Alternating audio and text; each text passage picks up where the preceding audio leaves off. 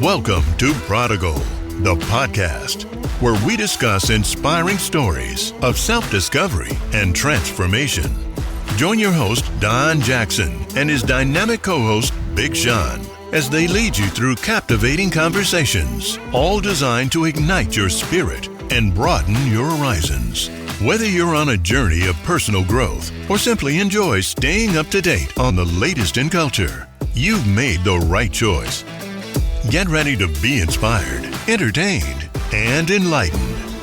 This is Prodigal, the podcast.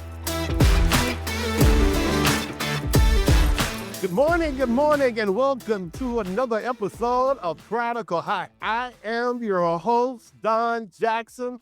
Also joining me, my co-host, Big Sean. Big Sean. What's up, buddy? Man, what's happening with you, boy? You sure looking good out there, man. How you Well, feeling? man, I'm celebrating my 60. Actually, I'm on a cruise ship as we speak. Is that right? In Mexico, and I'm just having a ball. And well, no, you should be heading to Las Vegas. What, tomorrow?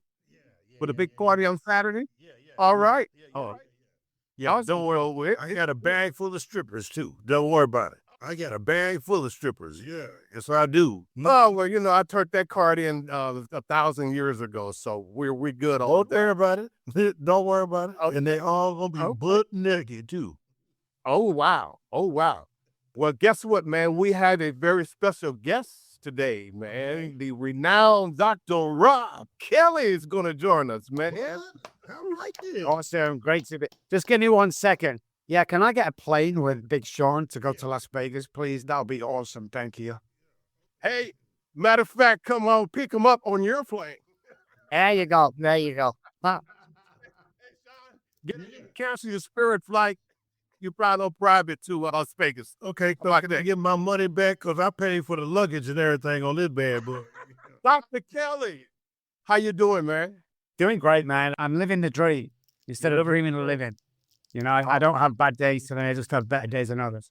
So, yeah, doing good, man. That's awesome. Man, you've been out there actually just killing it. I mean, since day one, your story is just a very, very incredible story of triumph. I mean, from the streets to triumph. I mean, really. And you are special. I mean, you said Cat has 9 lives. Wow. You're pushing like 50. Yeah, at least. At least. So definitely God has his hand on your life for a purpose. And it always happened that way. It's always the Superman. So take us from the top. I understand you were a musician. You played with some of the likes of Elton John and Abby and some of the others. I mean, you name them, you did that. If we can kind of go down that road and kind of leading into the addiction and all of that, and then we'll kind of segue into what's happening now and so forth. Yeah, excellent. Hi, guys. My name is Dr. Rob Kelly, specializing in childhood trauma, depression, PTSD, alcoholism, drug addiction, and helping entrepreneurs become multimillionaires. So we specialize in neuroscience, and we're psychologists, we're neuroscientists, behavioral scientists.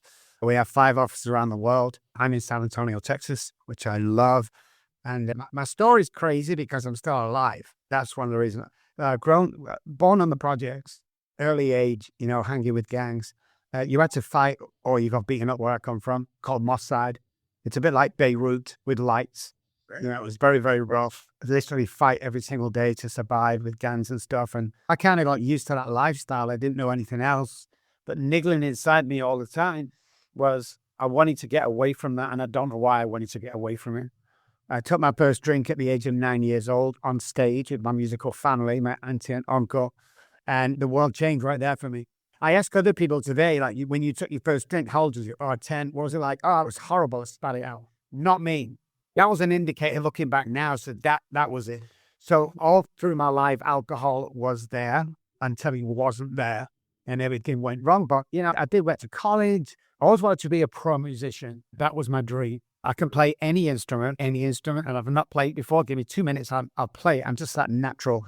My brother and sister are not like that, that I just can. So I went to Abbey Road, eventually played with Elton, Queen, Bowie, all them great guys, because I have what's called the addictive brain. And basically what that means is I'm either going to be brilliant at something or I'm not going to play. I've never played basketball. Yeah. Really? And then a couple of months ago, somebody, hey, do you want to play basketball? I've never played it. Well, come and learn. No, not going to be any good. I know, it's crazy. And been in Texas as well. So my life just was okay until everything went wrong and I ended up homeless. So my kids had gone, my wife had gone, the cars, the houses, the holiday homes, everything had gone.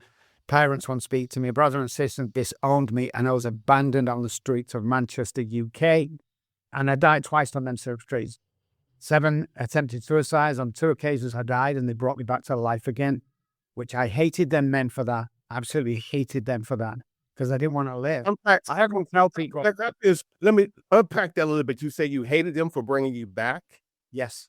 Yeah. It's like a guy. I tried to tie myself to railings.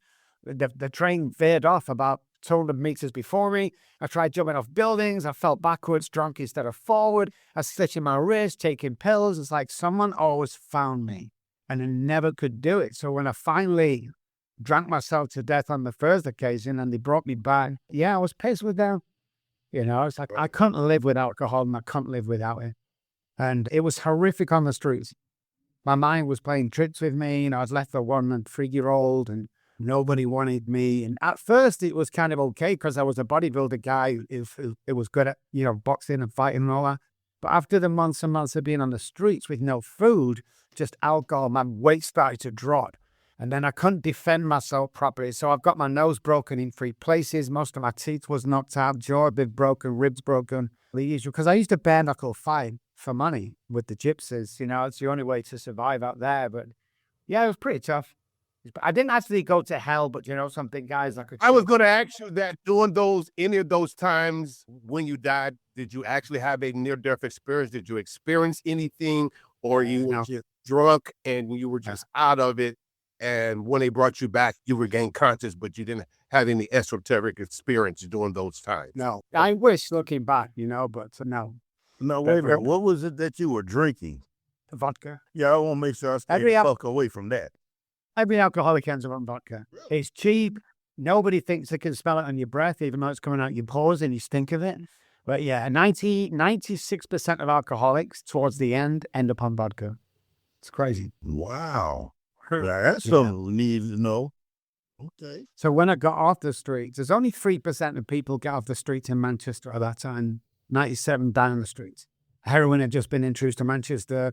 Alcohol was rampant, and it was crazy day. How I got off was just God's work. The story around that, I would not tell for 20 years because I was embarrassed that people would believe me and they would ridicule me. So during that time, that was probably like in the late 60s, 70s? It was late 70s, early 80s. And you were kind of by culture, by being a musician, that was really just the culture. I mean, how could you not get caught up and sucked up into that? I mean, especially here in the States, being an old schooler and have managed some old school artists and so forth, the likes of Gap Band and so forth, those cats and all those old school cats, I mean, that's what it was back then. Everyone was alcoholics. Yeah, definitely. Ace Raul Lynn, he was probably like you, 7 years old, in the clubs in Tulsa, Oklahoma, and it was just the culture. It was just the culture. I mean, that's all facts. If you didn't drink where I come from, you wasn't trusted. So it was a very working class family. So, I mean, I don't know, there's been others, but I think I'm the only person who got fired for being drunk in the music industry. I was at Abbey Road. I was playing with the guys and I was getting paid extortionate amounts of money. I was drunk every day, you know. I was the one getting kicked out because I was the right. It's like, how's that shit work? Right. No, you got to do something that we know you shouldn't be doing, so we need you to go this way, Jackson. But no, you're drinking and you'll get kicked out. That dude that he was on stage with somebody playing somebody else's music. Fuck y'all. But he sounded good to me, you know. You ought to be playing this shit in F. I was playing it in G. That tastes good. Shit. Hey, Don, how you say Z flat? Huh? See, I got one better for you. Z sharp. Yeah, I heard that. Dude, This is some good shit we on right here. You ain't seen none of these colors or heard none of these. Oh, I love it. I love it. So, what do you contribute alcoholism to? So after years of If study, if your family are drunk, you're gonna be a drunk. So before I answer that, I have to preempt the situation where I'm one of the leading authorities in addiction. I write for McLean Hospital, which is Harvard University's hospital. I only deal with A-list celebrities today. I write for loads of magazines. Alcoholics are born and drug addicts are made. That's the bottom line. So you're born into alcoholism. Now, you may not drink alcohol. You might not be exposed to it. Once you do, it's a chemical reaction in the brain. 3 parts of the brain differ than any other addiction. And with the first drink, you're done. Might take 10, 20, 30 years, but you're done. It'll catch up with you and you'll die. Whereas drug addiction is the addictive personality. Now, that's good and bad. The bad thing is if you get hooked on drugs from the doctor, 90%, Big Sean, you'll like this, 90% of people that come to me with a heroin addiction started in the doctor's office. So we know it's an addiction personality thing. But once you get rid of that shit and get well, the best minds in the world, alcoholics and addicts, the best minds in the world, they can go on to build empires, do great things with themselves once they get well. Because they've been suppressed. Generational thing comes from alcoholism. You know, the generational thing is passed down from generations. It's the only disease that can get passed down. Heart disease can't get passed down. It's biologically impossible. So, yeah, I have a predisposition where I'm allergic to the ethanol in alcohol. And if you really want to get into the neuroscience behind that, the hypothalamus, which is yours and mine's survival part of the brain, it tells us all to drink water, eat food to survive from birth. My hypothalamus and every other real alcoholic at a certain point of the drinking career, it turns around to the alcoholic and tells them to drink alcohol only. That's why I could go days or weeks without food or water, might back my kids, sell my kids out, sell my wife out, because my survival part of the brain was telling me to drink alcohol. And that's why the choice was, there was no choice. You know, I know that shit to be true because I come from an alcoholic family on both sides. Alcoholism runs real deep in mine. And I have never had, get this, you'll like this, Doctor. Look here. I have never had a beer before in my life. I'm a black man that's never smoked a joint before. I have never tooted or shooted no cocaine. Now, I ain't saying I ain't ever sold none, but I ain't ever used none. You know what I'm saying? Yeah. I ain't popped no pills. Hell, I had a knee surgery a couple of years ago. I didn't take the pain medication for it. I just don't believe in it. I guess for fear of that addictive gene running in me. And I don't know, I can't play with it because I don't know exactly if it lines up on alcohol or drugs. Yeah, so I'm not even just gonna risk it. I'm gonna eat something and just get fat and be merry. I've never heard of anybody doing that. Are you sure you're black? No, with no piercings and no tattoos.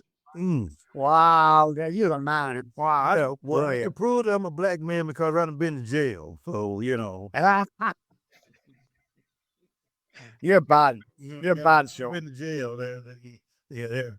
I got my black card for real. Oh, man, so much fun. You have helped some very influential people and celebrities and so forth. How do you pick and choose who you work with? Well, it all started off, Gordon Ramsay is a friend of mine. He got me into Hollywood when I came over to the States 18 years ago. So you've only got to do a job once and then good, and then word gets around. So obviously we're taking a lot of work of everyone. Today, I'm more of a concierge doctor. I only take on 4 patients every 3 months. So 16 patients a year. So I get to handpick just because of my success rate is around 98%. The nearest to us is 6%. Wow. I get these guys coming to me and you have to pass an assessment. We will not take anybody who's got a big checkup. You're going to earn your way into this company. You cannot buy your way to recovery here. We just don't play that shit. And treatment centers, there's millions out that do that. And therapists that do, I don't do that, man. I turned Britney Spears down for $1 million some years ago. And people go, well, if I mention a celebrity's name, they've given me permission to do it. Britney's a great girl, still a friend now, but we laugh at the time I turned it down because I had like $200 in the bank. And I'm turning down a $1 million check from a father. Yeah, because I don't think she was ready personally. So, yeah, she always said, mention that story. So I do. But yeah, I'm serious about this shit. I'm sick of watching people die from lack of knowledge. I'm sick of, and we've 5% is alcohol and drugs today here. We cover anything from food, because our food is killing us, to pharmaceutical drugs, to health and wellness and stuff like that. So yeah, I have a great job, man. I have everything I want and everything I need, you know? And I just make sure 25% of our work is pro bono, and at least $200,000 this year of my own money went back into communities, low-income communities that were struggling with addiction, or orphan children whose families have died of addiction. That's like this year and every year we'll be advertising. You can't afford to get your child a present for Christmas, send me your top 3. And we might get 100 people sending in, and we will buy them all the top 3. We won't just pick one like we said we would. We'd buy them all. So we go to like Walmart or something and spend probably 20, 25,000. Mhm. And I've got to do that. People say, well, you do it and it's charity, you shouldn't mention it. Yeah, fuck you. First of all, I can mention whatever I want to do, because this is me giving back, and it really gives me pleasure. Like nothing else gives me pleasure. Because I always thought like money, if I got like 50 grand in the bank, maybe 100, if I get 500,000, if I get 1 million, if I get 10 million, it was never enough. Mhm. So I had to go back and look at me. What's missing from me? And this was about 9 years ago. And what was missing from me personally was staying close to God and giving back to people I needed. That's awesome. Awesome. There's a lot of musicians nowadays that need help. And you're a concierge type of situation. What are the pathways, I should say, to get them to you? Or what I'm trying to say, I have probably about 6, they're not 8 celebrities that what their names were did mean something at once upon a time. Yep. Perhaps if there was some type of, I don't know, maybe you might need to create a reality show, and then we have Dr. Kelly come in. Yeah. Wouldn't that be cool? Yeah. Something like something. It's funny you say that. Just turned on Ariana Van Zan. He'll be the white Yeah. Ariana Van Zan. Yeah. He can just come in, especially with the British accent. Uh-huh. You know, black folk don't mess around with Brits, and their accent too tough anyway. That's like, So why did you just turn down the reality show with A&E? It was my wife that did some research. She's not in the limelight. She don't like it. I'm on TV, every week and big shows, Oprah and stuff like that. I've been all that. And she doesn't like the limelight. So she did some research, and 90% of couples that do a reality are split up. They said, I'm not doing it. I'm not having people take easy shots at you, because that's what they do. So we decided, I wanted to do it, guys. I just thought it'd be fun, but yeah, I had to respect her wishes. So we actually turned it down about 4 weeks ago. That's something that we definitely need to really consider, because there is a need out there. What that should look like, how that should be put together, I'm not sure, but that's something we definitely need to put on the table, Sean, and kind of explore the possibility. Yeah, we just leave the wife off. We don't bring her on the show. Because she ain't gonna understand. I got a bag full of strippers. Also here, we don't definitely, he done beat one addiction and shit. So you've been clean now, how long? I always say a few years. It's been quite a bit, but I never really tell exactly, because, and here's the deal. When I got a sponsor once with 29 years sobriety, he took me back to his apartment to do some work and stuff, and he put sleeping tablets in my coffee, and we woke up naked next day in bed. So in terms of sobriety, do not impress me today. But what I do get impressed about is people that you can hear and look at them and go, shit. Oh, no. You can't let that one slide. Back the You fuck. see how he just slid that shit right on in there, and somehow like we wasn't going to hear that. Yeah. What the fuck? You end up naked and did what? You woke up and right on and said, "Wait a minute, whose dick is this? What? I know. I say exactly what happened, I'm like, fuck this. Yeah. So I was up and out of there so quick. Wait a minute, hold on. Hold on. We got to get some shit Clear here. His name was not. All right, so this was not a Diddy party, correct? Was his name Diddy? This was not a Diddy party. All right, this was not a Diddy party, okay. Would you woke up and say, "What big is this?" Yeah. He was right behind me naked as well. And I'm like, holy shit, I don't remember this. How much did I drink last night? Woke up holding it. I'm sorry. I'm sorry. Oh, producer. So no, his asshole was feeling like embarrassing. You know, let me say to it. This show is sponsored by Vaseline.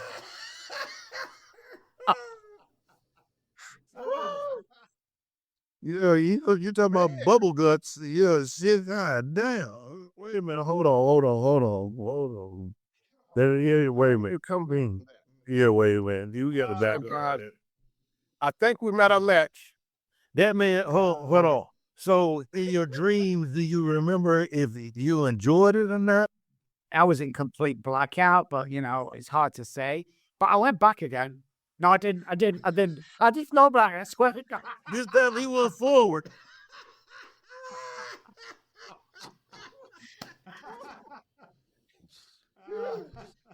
He marched right on. He said he was driving through there. He tell the Uber driver, "Wait a minute, hold on. I think this is it. No, go down one more door." Wait for me outside, but don't come out. We're good. No, he said, "Okay." Mm-hmm. All right, Doc, proceed. All right, that was. Yeah, it was crazy. It was crazy. So where is he buried at? There's a tree. No. Who we call this motherfucker would never leave to tell that story. No, I guess, Doc may liked it. Then, it is what it is. Man, he just don't like it in the world, dog. That's just what that is. Long time. Well, I'm glad you can laugh, Doc. I'm laughing. This is an excellent birthday gift for me. I mean, Perfect. Rob Kelly and have Sean. Yeah, we just have a nice little party here. Yeah. Hold on. No, did it? No. We ain't popping no pills, We ain't popping no pills. We ain't gonna have no pills. Yeah, we gonna do this via satellite. Oh man. No. I love it. So, Doc, what would be some advice people that loved ones or what have you that are in need, but they're not ready? They're not ready. You're done. You can't do anything. You can love on them. You can talk to them. But, I stabbed my wife 3 times one night because she wouldn't let me finish my bottle of vodka. I was definitely not ready to get sober and clean, man. Wait a minute, hold on. You said you stabbed your wife? Don't get offended. Don't get offended, Doc, but you was a motherfucker, man. That's not that. Did you say you stab your wife? 3 times. What Says bum. Fuck you. I know. And wait a minute. Is she still with you today? No, she got rid of my ass. Oh. 2 hours. She had to go to the hospital. I fled to Spain, and there was a attempted murder charge out on me. For about Yes, sir. months. You think? So crazy shit. You really know there's a guy. Doc. Yeah, no, he said, wait, look here, bitch, I'm gonna finish this shit right here. And the rest of this shit is... Racing stuff. Okay. Yeah, so until they're ready, you're not ready. So you just love woman. Love on them. Be nice. There's only a certain amount you can put up with, though. Don't aid it at all. Yeah, you set some goals for yourself. Set some boundaries for yourself. If they're not willing to get well, it's your husband. Toss him out the house. Change all the locks. If you've got kids and the husband won't stop and he's violent, get out of the house as quick as possible. I'm very blatant about that. And I'm very controversial in what I tell patients, and I don't give a shit. I stopped giving a shit what people thought about me about 5 years ago. I tell it how it is. Sometimes I'm aggressive with the recovery, but you either come on to get... I'm not here to make friends. I've told people that I'm not here to make friends with you. You're not my friend, you're a patient. And if you don't want to get ready, there's nothing I can do. Go away, go drink. And they do that all the time. Dr. Robert, I feel like drinking, man. Says, go fucking drink. I've not got a magic wand. I can't help you. I'm not God. Because when I wanted to drink, I stabbed my wife.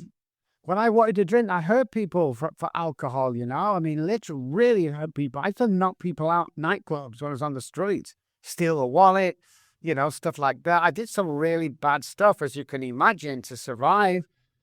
So yeah, when you're not ready, you're not ready. It's just, what he did to me is, I was on the streets for 14 months, and one morning I broke down on my hands and knees, and it was pouring with rain, and I started to cry like a baby.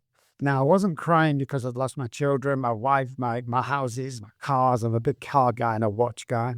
I was crying because the first time in my life I realized I couldn't stop drinking. And I looked up to this guy in the pouring rain and I said, if there's a God up there, I can't do this on my own anymore. And 30 seconds later was when my life changed.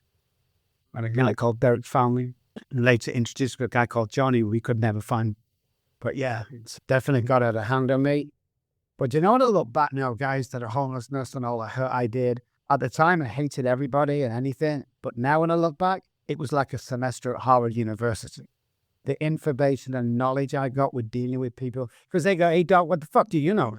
You've got a $200,000 car outside. Your fucking house is worth 10 million. What the fuck do you know about homeless? I go, sit down, let me talk to you. What do you know about losing your kids? Sit down. It was 30 years before my eldest daughter, 4 years ago, got in contact with me. 30 years. She would never speak to me. So she came to me in the middle of the night on Messenger, and she said, call me Dad, guys. Hey, Dad. Oh. Fuck, I'm not heard that for 30 years. I've seen you on TV. I don't believe what everyone's telling me about. I need to see you. I've got something to show you. So the next 4 hours, we're on the plane. We get there, we stay overnight, we go the next morning to her house, and this is where the miracles happen. I was just 4 knocks on the door. I was crying. I was upset. What sort of father was I? And she opened the door, and we hugged and we cried. And this is where I think I do God's work. She took me by my hand and she walked me into a front room, and she handed me my 3-month-old granddaughter. Get out of here. Right there and then, I fucking knew, man, I was doing the right thing. Now, 4 weeks ago, guys, my youngest daughter got in contact with me. So I'm going to see her next week. So, good for you, in my life. Charlie's in my life. She's my lead therapist now in my Manchester office. And, God has been good to me, man. Really good. Seriously, man, that's the type of stuff you need to document. People need to see that, bro. People need to see it. Yeah, I understand that. That's me wasted. I couldn't even see. And that's my poor daughter. That's the girl that works for me today. And that's the last thing she said to me 30 years ago was, Daddy, please stop drinking. And I couldn't do it. There's some good stuff. Yeah. Thank you. Yeah. For all of y'all who's out there, you just dick in the dirt, poor ass, and don't see any way, or don't think that you can do it. Look at this dude right here. He's a white man in America. He's giving proof, showing you that everything can be done. Look, we got a motherfucker in office with 34 felonies. Anything can be done. You surely can stop drinking and or using drugs. Doc, man, that's some good shit, bro. Personally, I'm happy to hear that you got your grandbaby and you got your girls back, but that's some good shit, man. And now you got to, be there because they got some knuckleheads in their lives that, they need to know that your daughters are not out here alone, No. And that's real shit. 3 years ago, her boyfriend actually punched her in the face and gave her a black eye. I was on the plane over there, and nobody's ever seen that man since. You fucking don't do that to my daughters. Well, that. All bets are on. You know that, guys. Yeah, shit. So, I'm very protective. I get to do punching somebody is off limits, but you can show stab, I can stab them, but you can't fucking hit that. But you can't punch her. Oh, Big Sean, I gotta meet you guys. You're fucking hilarious. Yeah. So punching's okay, but fucking stabbing. You can't punch it, but you can stab the shit out of her ass. Not one, not two. But everyone, I said it felt. Yeah. 4 times. 4 times. Take that, bitch. Doc, what do you contribute all this full circle? I mean, your daughters finally came around and so forth. Is this something that you've been trying to manifest? You've been praying for it? How did that happen? I have strong messages from God, and one of them was, you're going to get to see him again. And the other thing is, like I say, I'm very big on giving back. I blessed, last 20 years, every time I leave the house, I bless somebody monetarily. I bless somebody with my time. I help whoever I can. So it's this thing of giving back all of the time, whether it's monetary or not. I'm blessed enough to be able to do monetary, but my time, a little hello, good morning, in the restaurant next door, British restaurant next door. And I'm always in there talking to all the old women and they love me. I think it's just, there's a guy that went to the Golden Gate Bridge and threw himself off and committed suicide.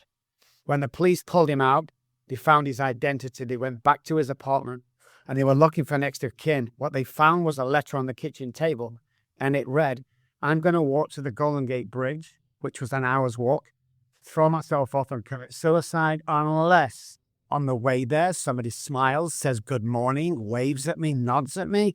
I'll stop right there, come back and I'll try again. This is my question to everybody. How many people have you walked past today who's heading to the Golden Gate Bridge? You just don't know. A word, a kind word, a smile.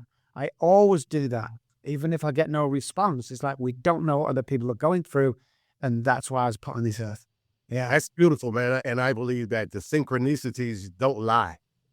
Yeah. That guy knew what he needed and he put that out there and you responded. Yes. So I believe we're all connected. Everything is one. Everything is connected. And I believe, like I've heard you say, that you can reprogram your brain. Yes. To overcome any addiction or anything. If you can unpack that just a little bit for us. Yeah, I mean, it's all about repattering brains and recircuiting neural pathways. Most people have childhood trauma, so what they run off today has been taught to them. So whatever the actions, whether they abused, whether you were shouted at, hit as a child, growing up in poverty like me, whatever it was, has an effect on the adult life. So the key to life is everybody has trauma, is go back and find out. If you're running your own empire, don't do a business guide. Oh, what's a business? You can buy a fucking business card for like $2. You can buy a website for $5. Everyone can run a business. Why don't you start a fucking empire? When you get well and you decide to clear all that stuff and go forward, you are literally capable of anything. And years ago, they used to say to me, well, I can't be president of the United States. Let's forget the political views for a second, please, guys. Okay, we're the fucking business for running the country with no political experience whatsoever. Don't dare tell me you can't achieve your dreams because somebody's put that there. Somebody has said to you, you're a piece of shit and you never be anybody. And we can program that. It's like you can literally do anything that you want and be anybody you want to be. That's as right. Long as this is all wired properly, man. If guys at home, if you knew how powerful your mind was. That's right. That muscle. Right. That muscle. What we're actually capable of doing. Because I can tell anybody listening or watching right now, you are at least 35 to 40% more attractive than you think you are. You're at least 25% more capable than you think you are. You're 40% more intelligent than you think. We don't see ourselves, and people don't tell us often enough how good we are because they think we already know. Our research on very pretty women in bars and pubs, nobody approached them. Like one girl not had a date for 2 years. Why? The guys were scared because she was attractive that if they went over, they would get buffed away. They would get neglected. They get a back. All that shit that we go through in our mind is we've got to get through. We've got to get over it. We've got to find out what your niche is. And when you find your niche, man, God will take care of the rest. If you're, and I want to say this to the guys, if you're sat in a one-bedroom apartment, girl, and you have 3 children and the guy's left, and that's your fucking start. That's your start to building an empire. That's your start to becoming a completely different people. See, I love people at crossroads. When I'm stuck, I'm at crossroads. Yeah, you're my guy. Let me show you what you're capable of fucking doing. Let's find your identity. Because once we find your identity, you'll be able to really quickly define why you're put on this earth. But the problem with human beings, we stay in relationships way too long, even though this shit. We don't want to take a chance in case we succeed or in case we don't succeed. So most people, most of their lives, stick in that comfort zone. Fuck that comfort zone, guys. You'll be amazed at what you can do. Don't listen to anybody. Don't listen to, oh, I don't think you can do that, Rob. No, fuck you. You're not even in my circle of friends anymore. I need people who are going to validate me. I need people who are going to, validate and approve me on a daily basis. I was in Dallas, guys, for 14 years. And I said to all my guys, thinking of writing a book. And they all laughed at me. Don't be silly. You're not an author. Never wrote a book, guys. Came to San Antonio 4 years ago. I said to my new friends, I'm thinking of writing a book. Like, oh my God, you've not wrote a book yet? Are you mad? I wrote a book. Show me your friends, I'll show you your future. We are the people we hang around. Fuck that. Hang around the people that you want to be. Hang around the people that you look up to and you want to be. Because the mirroring part of the brain and the behavioral science behind this is that you replicate the people that are around you. So I can help people back on the projects back home. I can't fucking live there anymore. Does that make sense? I can't live there. Yeah, I can go back and help them, you know? And this is about helping as many people, having fun on the way, being loud and obnoxious if you want to be, wearing stupid colored glasses and pink trousers. I don't give a fuck. It's about living. I'm 63 years old. People go, what? You're dressing like a teenager. Ask me if I give a shit what you think. Because I'm living my best life. And the reason I'm still doing this today is not because of the money. I don't do these shows to get patients. No, I'm going to give some free shit at the end of this away. Never mind, fucking. I do this because if one person can listen to this show today and go, shit, them crazy guys, that Big Sean, you remember when he got back and we'll let Dr. Rob away from it and the laugh and the jokes and the seriousness. If we can change one person's life today, I've done my job today. That's right. And that's all that's. That's right. That's it. Growing up, my stepfather used to always tell me, if you're going to be anything in life, the one thing you don't want to be is wasted potential. Yes. You don't want to walk through this life and just think back to what you could have done, what you could have been. You know, wasted potential is Big Sean, waste. We have a saying here, Big Sean. We have a saying in this company, and the saying is, says who? Say, oh, you can't do this, says who? Well, you can't, says who? Yeah. Who's making these rules? I don't like them. So I'm going to do everything. We're just in the middle now of researching. We have new equipment and new software, researching onset dimension and onset Alzheimer's. That's the work we're doing right now. Do you know what I got told with that? You are an idiot. Don't be stupid. You can't do that. Says who? Says who? Who's making the fucking rules up, you know? So guys, you've got to make your own rules up. Can you imagine Big Sean? He was like 90 years old and we were reminiscing, going, hey, remember that time we could have done this? Remember the time when that was offered to us and we did? Not for me. I am different to a lot of guys. I got 2 lives in one lifetime. I fucked the first one up. I ain't going to take the second one up. I started an office deal in Dallas a couple of years ago for $1 million rent. $1 million rent over 10 years. And people go, how do you how do you sleep at night, Rob? And I go, hey, listen, I died on twice on the street in Manchester. What the fuck are they going to do to me that I haven't already done to myself? Why am I not going to take chances?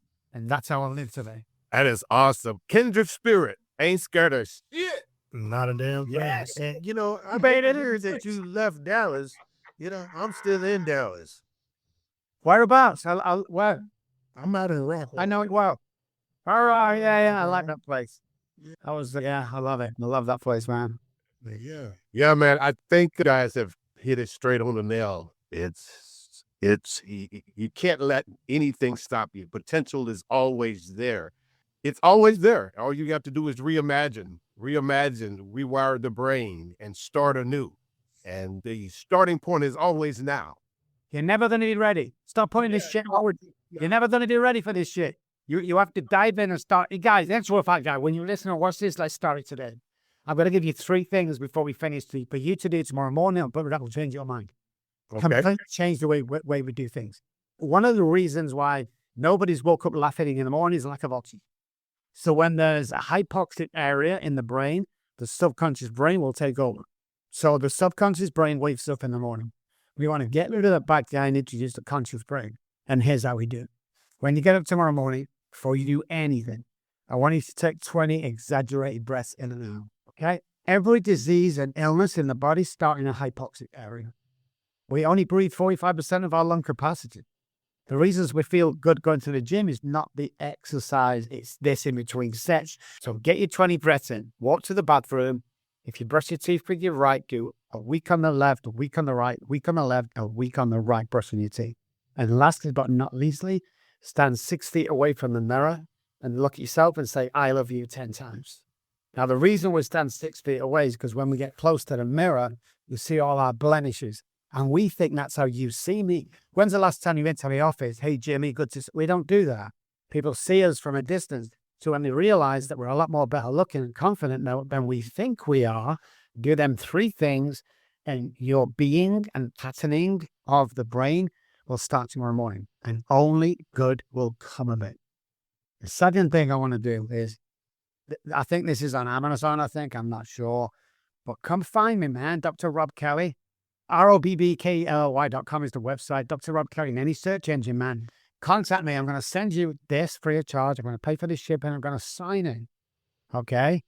And lastly, but not least, guys, if you're at home and you're miserable and contemplating something really bad like suicide, and you think you've got no hope and you'll never be anybody, 214-600-0210 is my personal cell phone number. Here's the deal. I want you to text me and say you see me on this show, okay? And what I'm going to do is text you back immediately. I'm going to set up a 15-minute pep talk with you. And if I don't change your life in them 15 minutes, I'm going to send you $100 for wasting your time. What's your number again? Baby. What's the number again? What's the number again? 214-600-0210. Come and get hold of me, man. I'm just here to help. And I don't want to work with anybody. Please don't come and ask me to work with you. It costs a fortune for me to work with you. Don't forget, 25% of our work is pro bono. It's like $100,000 a month, and it's a 3-month contract. Come and see me. So you need 300 G's. So don't call them if you ain't got 300. Yeah. So and again, get on the waiting list. Because I want the $100. Yeah, shit, that's what I'm calling for. You did. Hey, Sean, that shit didn't work. John, do that 5,000 times, and you've got the million. I'll be all right. Hey, I figured I was gonna pay the rent. Yeah. Hello, it's Big Sean's shit. No, Dan, jeez. We have definitely have had a ball and have got a lot of wealth of knowledge and information from you. A couple of questions before we let you go. What does God mean to you? God means life, power, and peace. Life, power, and peace. Okay. God's given me the power with a capital P to change the world and to help people. So I'm not a Bible guy, but many years ago, one of the guys I know is a pastor. He kept saying Isaiah 61, Isaiah 61. When I got to America, I found out what that is. It's to help the suffering and bring great use to their family. And that's what I do. Oh, yeah. What religion you subscribe to, or you don't subscribe to a religion, or? I have a spiritual line. I have a God. It is Jesus. I don't go to church. I don't read the Bible. And I tell you why I don't. God found me in a stinky, old, sweaty, horrible, pissed down, wet side road. I don't think he wants me on a Sunday at 10 o'clock to be able to speak to him. I think he's right here, right now. And he's laughing at us because we had so much fun today. Because that's what it's about. So, yeah, spiritual journey, and 100%. Yeah, right. Yes. But what the hell we're talking about? Let me just say, though, guys. Let me just say, like, if you're not, I don't believe in God. I don't believe. Yeah, I don't believe. That's fine. But God is circumstantial. And what I mean by that is we're flying home from Manchester to Dallas a couple of years ago. It was raining, it was lightning, it was storming in Manchester. We took off 5 or 10 minutes in the air. The volume dropped. It felt like about 1,000 feet, and everybody grabbed hold of the arm of the chair, and everybody took a huge breath in. And my friend leant over to me. He went, "Hey, Rob, there's not any fucking atheists on this plane right now." It's like, it's circumstantial, It's circumstantial. You'll believe. When it's ready, you'll believe. Yeah, you're right. But look, I want to shift gears for a minute, because this guy said that, he was a musician and, being a lover of music, and he played with, come on, sir, Elton John. The very first song that I ever played drums to was Benny and the Jets. There's the connection. Yeah. There's always a connection. Yeah, I mean, and then when I think back to it now, when I hear that song, I'm thinking need to groove or something. It was straight 2 for 6. That's deuce. That's deuce. That Dude, I love it. There ain't no excitement in that. All right. Hey, you want a funny story about Elton John? sure. I'm at Abbey Road. We're playing at 2 or 3, 4 o'clock in the morning. I don't know.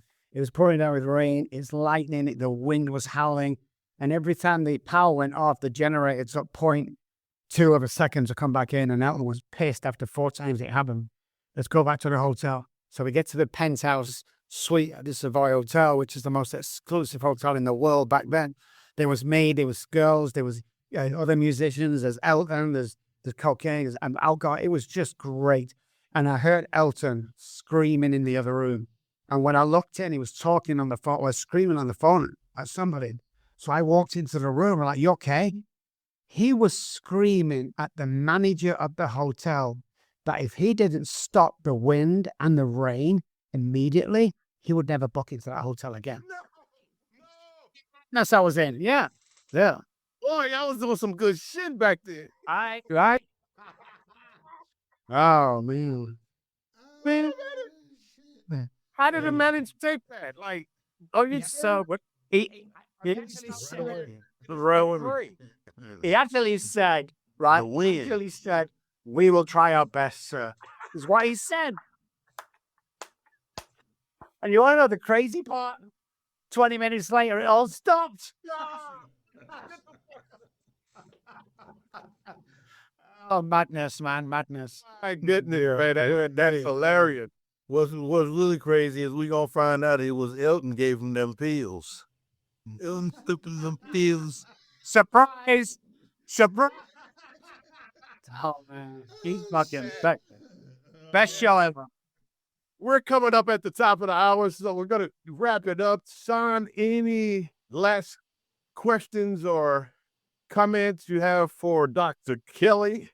I don't really have any questions, but I just want to tell you, I applaud you for your work out here, brother. Thank you. Because it's people like you that this world need, and somebody like myself need.